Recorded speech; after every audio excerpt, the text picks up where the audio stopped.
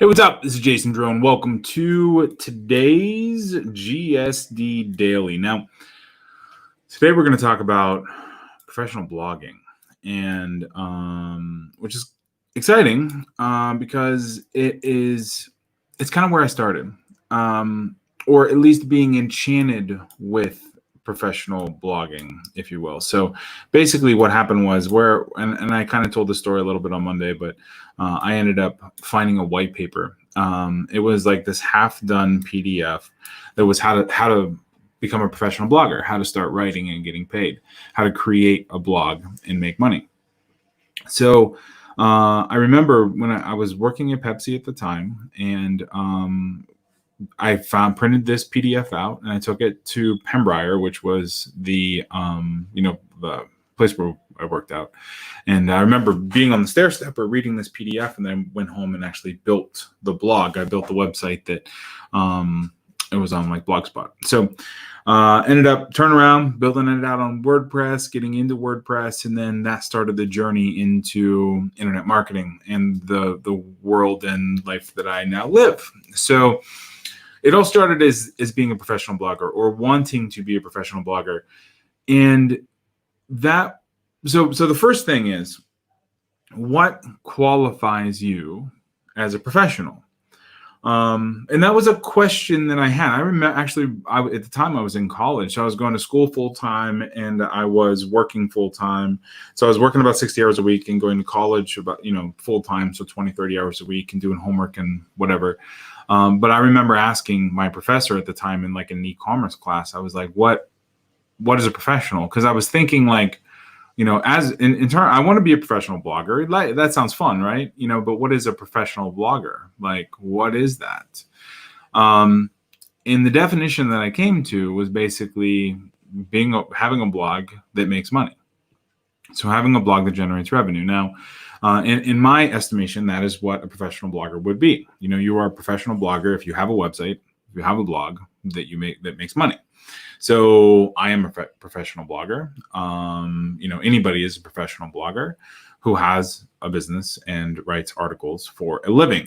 Now, going into yesterday's topic, we talked about, the single stream of income or the multiple streams of, income from a blog, and basically where you're paid directly for the blogging or the writing activity, or being paid indirectly through services and software that you sell or whatever. So a professional blogger is usually doing the latter, meaning they are usually paid from the products that they sell, from the ads that show up, from the affiliates revenue that they generate, from the services they sell. That's how a professional blogger usually gets made, or usually makes money. You might have a sponsorship, and their ads show up, or you're writing because of a sponsorship or whatever, but nobody actually pays you for the act of writing on your own blog, so that's just kind of an important distinction. But there's so many different ways of generating revenue once you have a blog up. The hardest part is finding the inspiration for the content. And that's where things like niche come in. Your passion, your purpose, finding the thing that drives you, the thing that you want to write about. Because, let's face it, you're going to be doing this for years.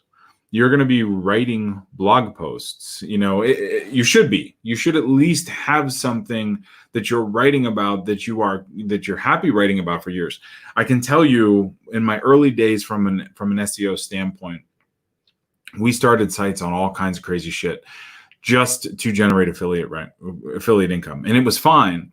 Basically, we would put up a quick site. We would add 2 or 3 blog posts. We would get it ranked for a certain keyword phrase. We drop an affiliate product, and then we just kind of let it go.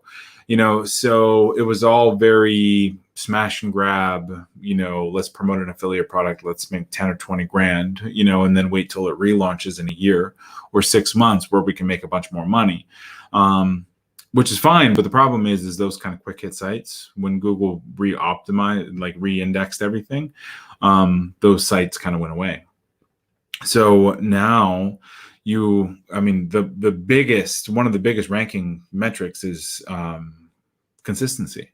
So writing and publishing every Monday, or every Monday, Wednesday, Friday, or every Monday and Thursday, or whatever, so your consistency in writing is important, and your readers, at the end of the day, you're writing for readers, and the readers, the people who visit and watch and listen, and those are the people who ultimately are going to end up, providing revenue to you in some way or another, whether it's ads, whether it's affiliates, whether it's, buying products or services or whatever.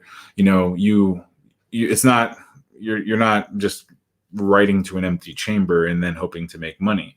In fact, I actually wrote a blog post for a friend's site years ago called The Ad King, and I've referenced it quite a few times, like in the 14 years that I've been online. But basically, this blog post was like all the things that I fucked up when I first started, and one of them was posting banner ads. Like I had like 18 banner blocks on one sidebar.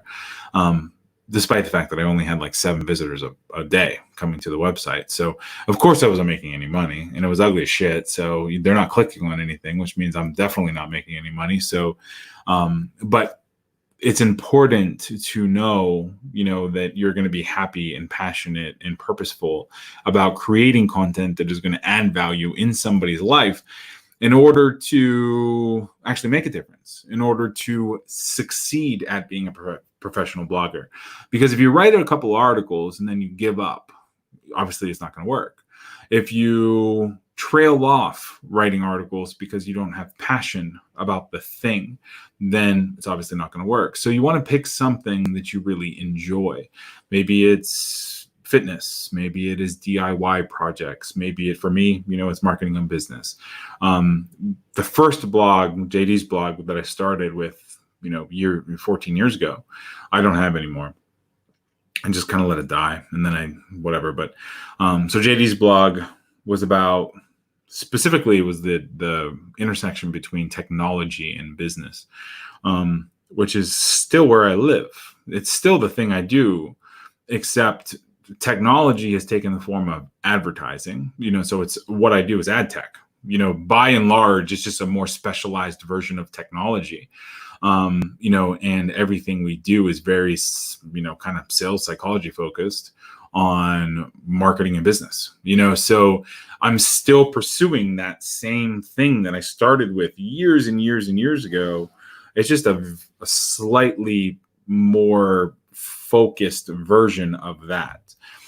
So my point being, your passion and purpose, like pick that thing that you're still going to be. It might take a couple forms, and you might go through a couple iterations, a couple life cycles of that thing.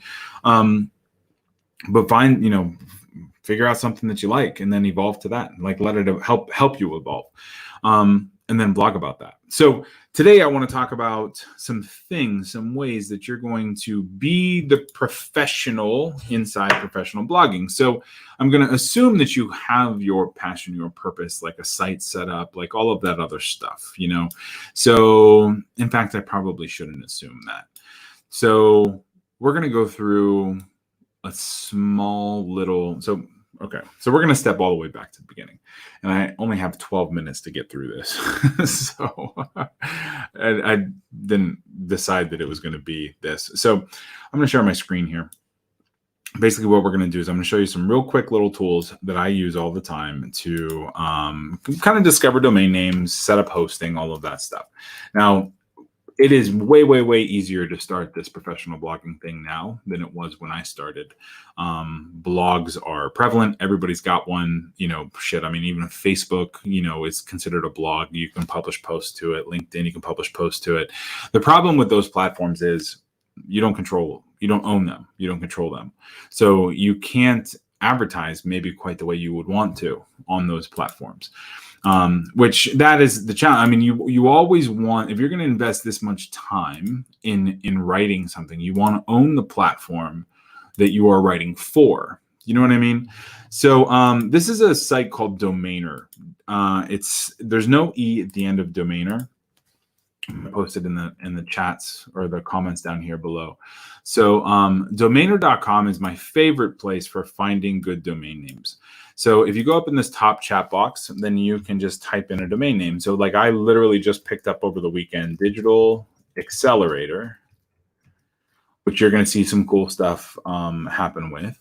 So I picked up the .io, but we have like .com, .net. Those were all taken. But what it does is it lets you see all of the new age kind of TLDs that are available, and it's updated all the time. So I actually had a domain a while that I bought like 4 years ago, digitalacademy.io, which I started building out over the weekend too. So you're going to see more about Digital Academy. But if you wanted to, let's say, what's a good, so pro blogger in training .com is available. So it's right here. ProBloggerInTraining.com is available. So you can register it. But basically, it gives you a big long list of all the domains that are able to be registered. And then, so what I do, you can just go ahead, you can click right through here and go and purchase, this domain through GoDaddy. I want my name. Of course, they get affiliate commission, but they deserve it because they're awesome. And that's their incentive for continuing to run this tool. Now, there's a couple different ways. So once you get a domain name, it's kind of like your address on the internet, and you have to hook that up with a web hosting account. Web hosting account is the place on the internet where your website files are living. So whenever you type ProBloggerInTraining.com, then it goes and hits a server out in the middle of cyberspace somewhere, and then it pulls up all of those website files and it loads them on your screen. So hosting is it's just another piece that you need to have. Now, I've used Media Temple for years. I really like Media Temple. Media Temple is owned by GoDaddy. I think most of the web hosts online now are owned by GoDaddy. But Media Temple is real nice. It used to be a premium level of hosting. I think it still is. GoDaddy is biggest, as far as I know. It's either GoDaddy or HostGator are the biggest website hosting platforms. But setting up hosting is really pretty simple. You can register your domain and hosting from the same place. GoDaddy hosting used to be kind of shitty. They've done a lot to make it better. All you really need is just this like web hosting. So you can do web hosting. If it's going to be a simple little personal blog for a while, then you can just do like this deluxe plan, which is $5.99 or $6.99, $7.99 a month. So unlimited websites, unlimited storage. It's a nice plan to kind of grow into. Once you get to a point where you're running, 3,000, 5,000 visitors a month, you're probably going to want to upgrade into like a bigger, kind of a dedicated hosting plan. But of course, you're going to be generating revenue as a professional blogger. You're going to be generating revenue that you're then going to reinvest back into your business for more traffic, for better hosting, for quicker load times, like all of that stuff that becomes important once you start running a real business, from your blog. So this is GoDaddy. Then the software that we use is WordPress. So WordPress.org. Now, WordPress is a open source content management system, CMS. Used to be just a blogging platform. They've expanded to being a content management system over the last probably 3 or 4 years. WordPress, from what I know, WordPress powers 24% of all websites online. It is ridiculously powerful and useful and prevalent. There are thousands of plugins, thousands of themes that help you extend the functionality of WordPress. Install is super, super quick. So in fact, it probably lists it here. So this ultimate plan is recommended for WordPress. You don't necessarily need to have this ultimate plan for GoDaddy in order to use WordPress. But WordPress is a one-click installation for most hosting providers. So it really is not that difficult. You don't even need to know about WordPress.org in order to install it. And install is a breeze. You set it up, you throw up your theme, your plugins, all that stuff, and then you just start blogging. There are millions of tutorials on WordPress. So it's really easy to learn. It's really easy to customize, so that's where you would start. Now, once you get your domain name and your hosting and WordPress set up and you pick your theme and all of that kind of initial setup stuff, then it's time to start figuring out what you're going to write. We've covered a lot on content marketing and researching keywords and all of that stuff. But what I will say originally is you just want to get some momentum. I've had clients who are like, well, I'm going to start, marketing content. I'm like, okay, cool. Awesome. And they're like, I'm going to create, 3 articles a week for the next year, which is going to give me 150 articles. And whenever I hear things like that, I'm like, no, you're going to create 1 article tomorrow. And then once that 1 article is done, then we're going to talk about the article that you're going to make in 2 days after that. So it's really important to take small steps when accomplishing a task that can be as large as this. And just figure out what your first piece of content is going to be and write that article and post it. And then give it a couple days and then write the next article and post it. And then give it a couple days and write the next article and post it. Then the reason I'm saying this is because when you make up your mind to become a professional blogger, when you decide to start messing with this, it is really easy to let your head get the better of you and say, oh, man, 150 articles in a year, like that's fucking ridiculous. And it is. It's a lot of words. It's a lot of words, especially our average article. When I write an article, it's 1,500 to 2,000 words. When I transcribe it from these videos, it's about 4,000 words. So that's a lot of words. So 150 articles, it's a lot of words. Don't let the size of that dissuade you from doing something. 1 article, that's all it takes. And if it's a 1 article a week, then let it be 1 article a week. Just let it hang out and be an article a week, and that's what you commit to. So you're going to have 52 articles by the end of the year. Once you get more comfortable with it, add more in. That is how you build some great content. Don't try to bite off this huge lump of work that you haven't even started yet. So because if you commit to writing an article a week, then you look back in 6 months and you're like, shit, that's awesome. I wrote, 25 articles, 30 articles. You know what I mean? Like that is where you start to pick up momentum. You're getting search traffic because it's all really good content. You're able to post affiliate links and all that other stuff. So I have 3 minutes now to cover some different ways that we can generate revenue. So in terms of making money blogging, there's basically 12 revenue generators. And this is a recap for literally everything we've covered in the previous 96 episodes of GSD Daily. You can sell your own products. You can sell your ebooks, your video courses, your membership sites, your masterminds, any of that sort of stuff. You can sell your own services. And so whether it's financial planning services or marketing agency services or website design services or whatever, you can sell them all from a blog too.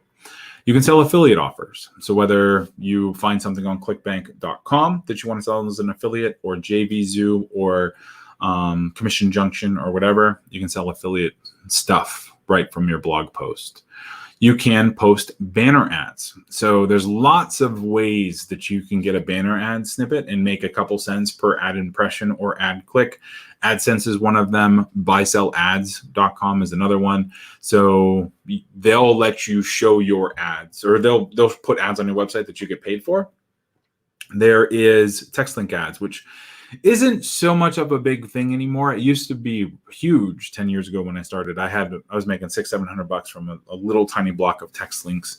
Now, when you start blogging and start getting search traffic, I get hit up probably 10 times a day for they're going to pay me $50 to put an ad or put a link in an article or whatever, and just pay me through PayPal. I don't take them because we're trying to promote our own things.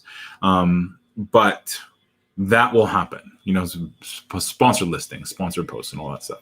Sponsored content is another one. Being paid to review products, Amazon products, review services, software, mobile apps, all of that other stuff. Site sponsorships, where somebody actually basically, does a whole site sponsorship and pays you X amount, $2,500 a month to sponsor your site, and their ads show up in front of your readers. Job boards is another one I haven't really played with much. You need to have a lot of traffic in order to have a good job board up. Sponsored mailings is another one. So if you're using your blog to generate an email list, then you can sell $1,000 per mailing to somebody else, and then they would mail your list, or you would mail their list you would mail your list on their behalf. So it's another way to generate revenue. Brokering.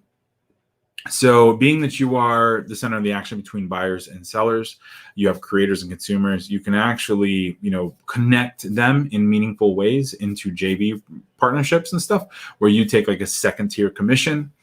You can do podcast advertising if you have a podcast. You can do video advertising if you have a video, if you do video content, and there's a lot of other ways. So let me drop the link for this blog post here in the chat. There's a lot of different ways you can generate revenue, as a professional blogger, but the most important thing is just to get started.